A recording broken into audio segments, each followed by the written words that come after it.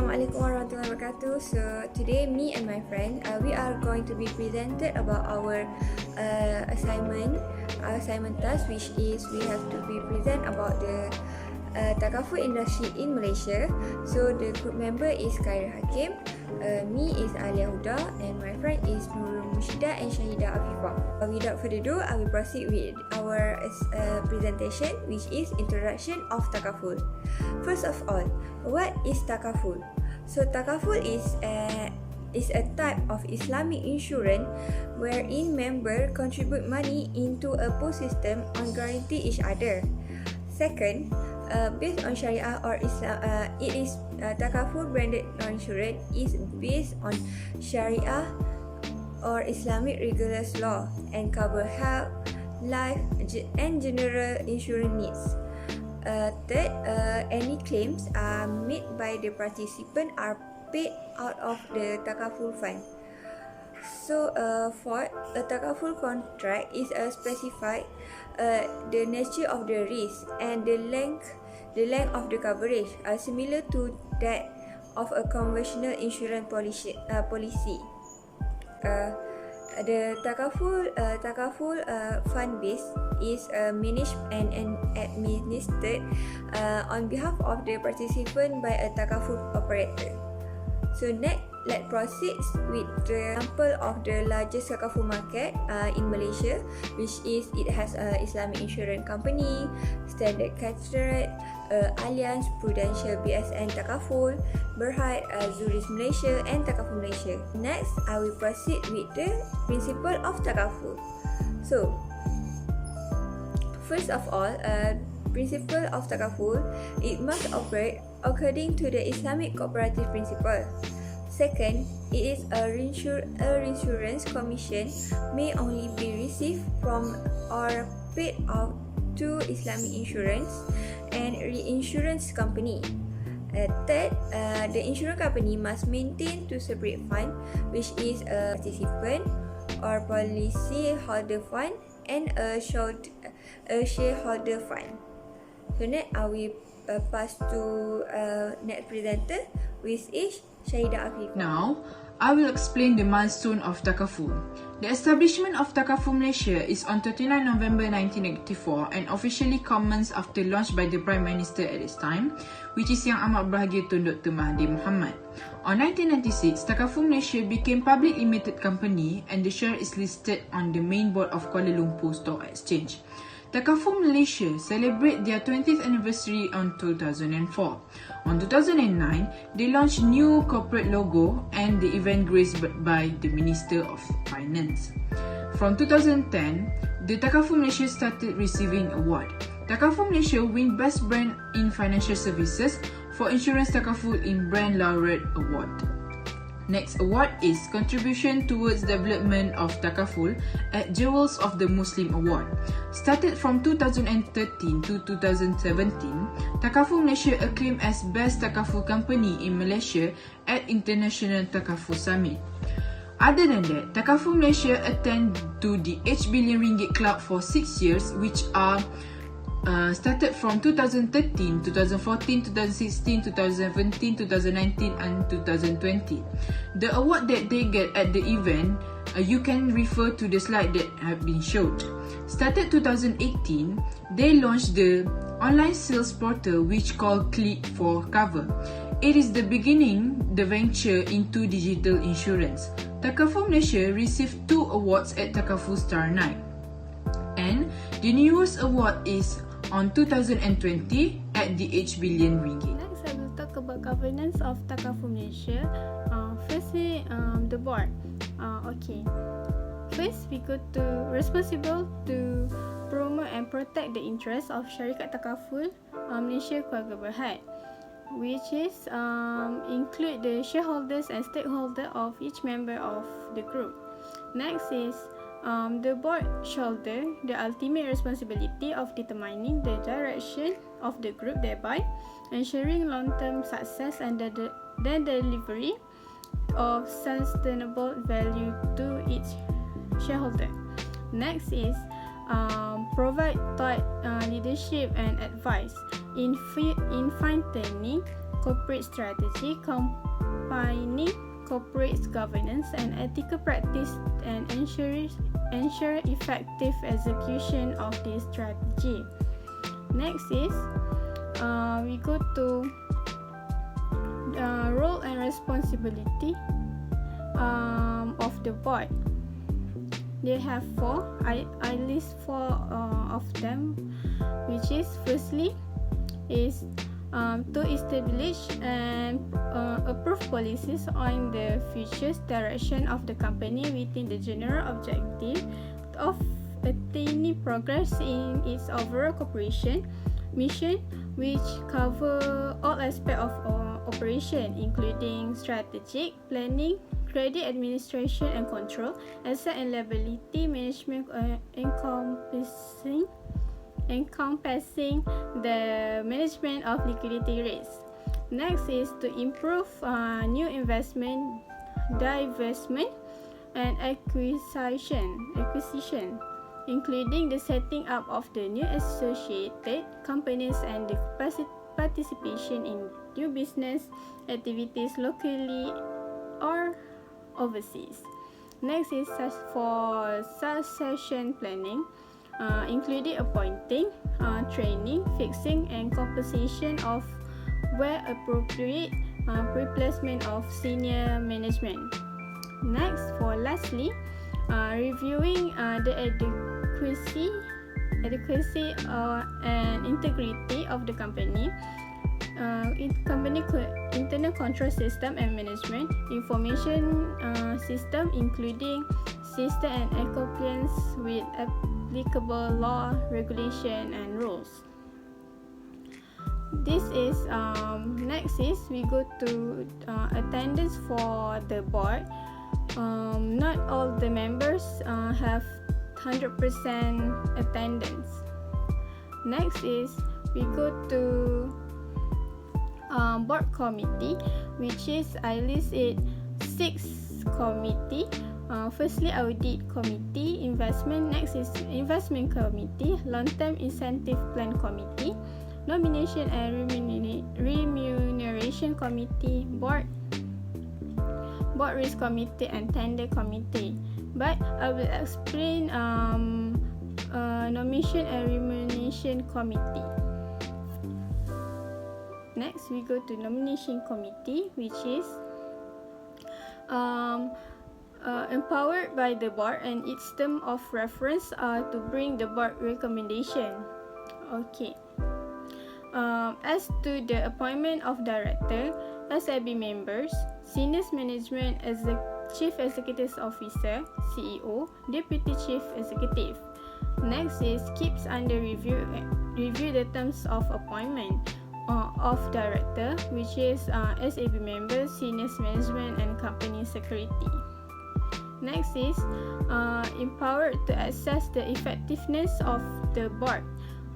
Its committee include AC, which is audit committee, contribution of each individual director, and the performance of the SAB. Next is I will explain the annual evaluation. There have 2 and there have 3, but I listed 2 only.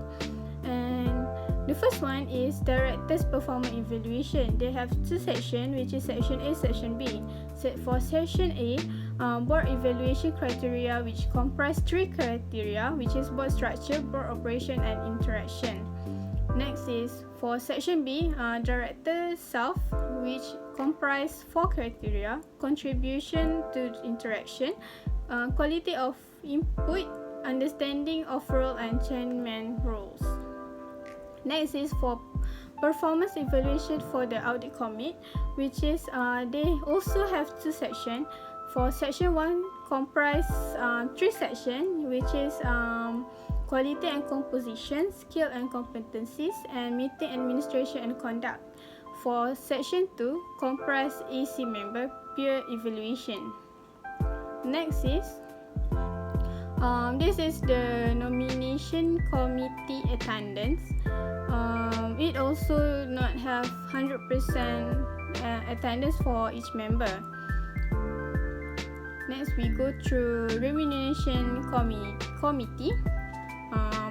For the first one, responsible in recommending the remuneration framework for the directors as well as the remuneration package of SAB members, GCO, and senior management to the board to ensure that Syarikat Takaful Malaysia Keluarga Berhad attracts, motivates and retain the right director, SAB, GCEO and seniors management. Next is structure on the basis of linking rewards to financial and individual performance. Performance is measured against the key performance indicator as approved by board. Next is the remuneration package is determined by the board as a whole, based on the experience of level of expertise and responsibilities undertaken by the non-executive directors and SAB members, in line with the group overall practice on the compensation and benefits. For the last one, non-director fees and benefits are approved by the shareholders at the annual general meeting. Okay, next we go to remuneration committee attendance, which is Dato Syahida Omar not get the full attendance for remuneration committee attendance. Thank you for Murshida. So now let's go to the differences between Takaful Act 1984 and Islamic Financial Services Act 2013, which is related with Takaful.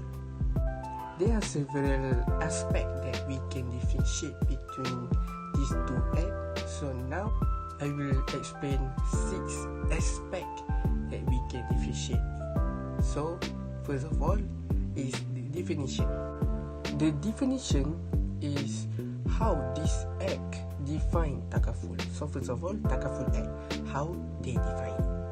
So Takaful Act, they define the Takaful as a scheme based on brotherhood, solidarity and mutual assistance, which provide for mutual financial aid and assistance to the participant in case of need, whereby the participant mutually agree to contribute for that purpose. However, the definition is silent on the existence of the fund, of which the purpose is to maintain all contribution donated by the participant. On the contrary, Islamic Financial Services Act 2013, they define Takaful as an arrangement based on mutual assistance under which Takaful participants agree to contribute to a common fund, providing for mutual financial benefits payable to the Takaful participant or their beneficiaries on the occurrence of pre-agreed events. Now for inclusion of the beneficiaries. So Takaful Act, they confine the recipient of Takaful benefits to the participant only. Okay, for example, if the participant dies, then he or she will not receive the Takaful benefit, but his or her beneficiaries will receive it. On the contrary, Islamic Financial Services Act 2013, they overcome the situation. For example, like I mentioned, if the participant die, okay, so they overcome the situation by including the beneficiaries of the Takaful participant as the recipient of Takaful benefit upon the occurrence of the pre-agreed event. For the third aspect, which is single license Takaful business, Takaful Act, they allowed the Takaful operator to carry on both businesses under the same company. For what? For expand the growth of general Takaful business and family Takaful business. On the contrary, Islamic Financial Services Act 2013, the Takaful operator with composite license to separate its family Takaful business from its general Takaful business. Next, about the permissible takaful interest. So, in Takaful Act 1984, the requirement of permissible takaful interest was not specified. On the contrary, Islamic Financial Services Act 2013, they said in the Act, they only provide for permissible takaful interest in family takaful business, whereas the IFSA 2013 is silent on the application of permissible takaful interest in general takaful business. Next, we will go to the next aspect, which is proper claimant. So, in Takaful Act, they only mention that payment of takaful benefit may be made to a proper claimant. A proper claimant is a person who claims to be entitled to the takaful benefits as executor of the deceased, or who claims to be entitled to such benefits under the relevant law. On the contrary, Islamic Financial Services Act 2013, they include parental guardian of an incompetent nominee or an assignee, or who claims to be otherwise entitled to the takaful benefits under the relevant law. While the parent or guardian of an incompetent nominee is plainly clear, the definition of proper claimant includes an assignee as well. An assignee is a person who receives the transfer of ownership initiated by the assigner under the contract of assignment. Last but not least, we will talk about the payment of takaful benefits.